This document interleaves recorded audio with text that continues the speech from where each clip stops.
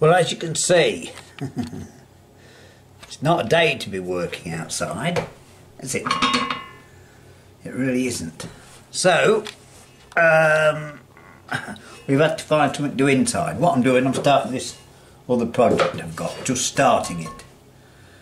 You know, but just today, so we've made a start. That's the main thing. We've made a start. Anyway, you know, today it's, as you can see, it's a bit of light drizzle with a bit of sleet mixed in it.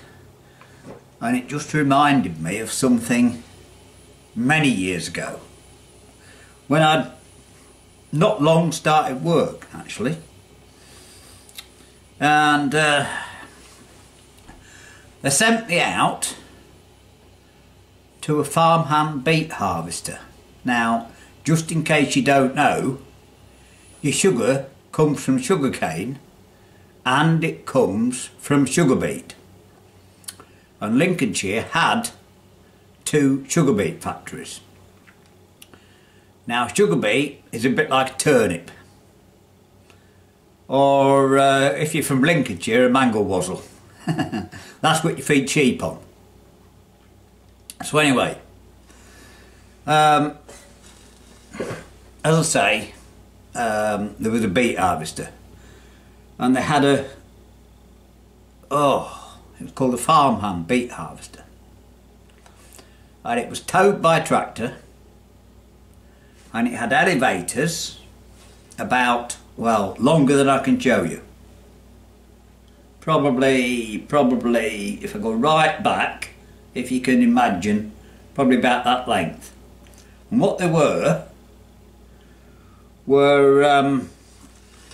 round bars, like that, with the ends curled round, and you link them all together, and they form the trace for an elevator to lift the beet up.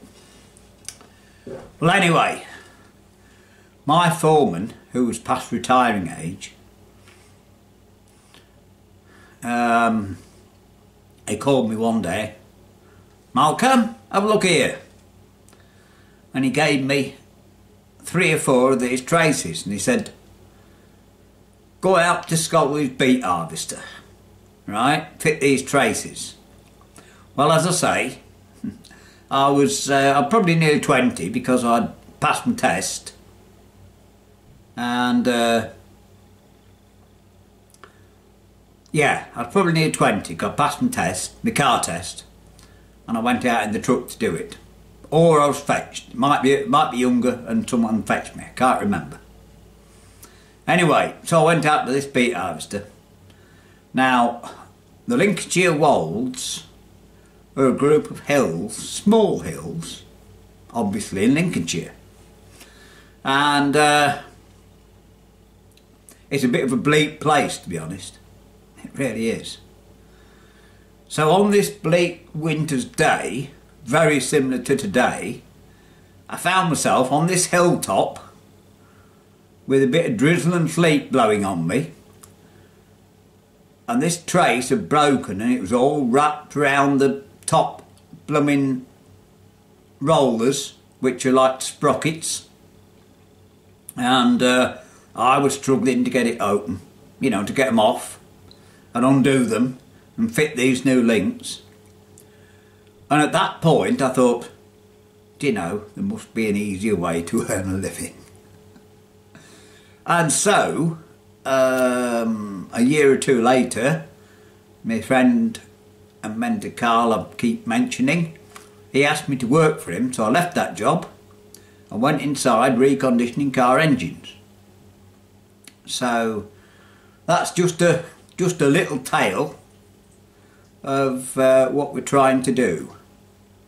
Anyway, we've made a start, as you see, a very little start. And I've got other things. Oh, I found something else to show you. Now, as you know, I don't have a car nowadays, but I found that, still got that. Well, think about this for a weather vane. That's going to be the ideal cross, isn't it? All I have to do is cut these ends off and weld some letters on the end.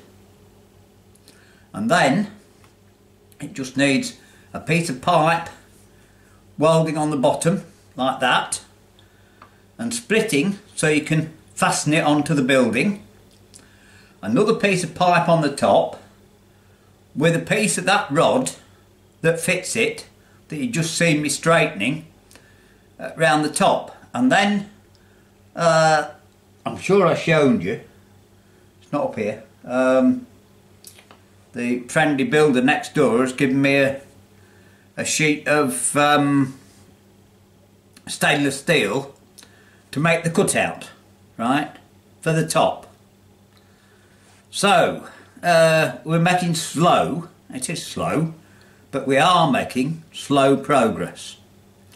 Anyway, I hope you like this little update and the tale on this wintry day, and hopefully it'll amuse one or two of you. We'll see what we can find for you soon. Bye. Or, in Lincolnshire, right, we say in a bit, which means we'll see you in a little while. There you go.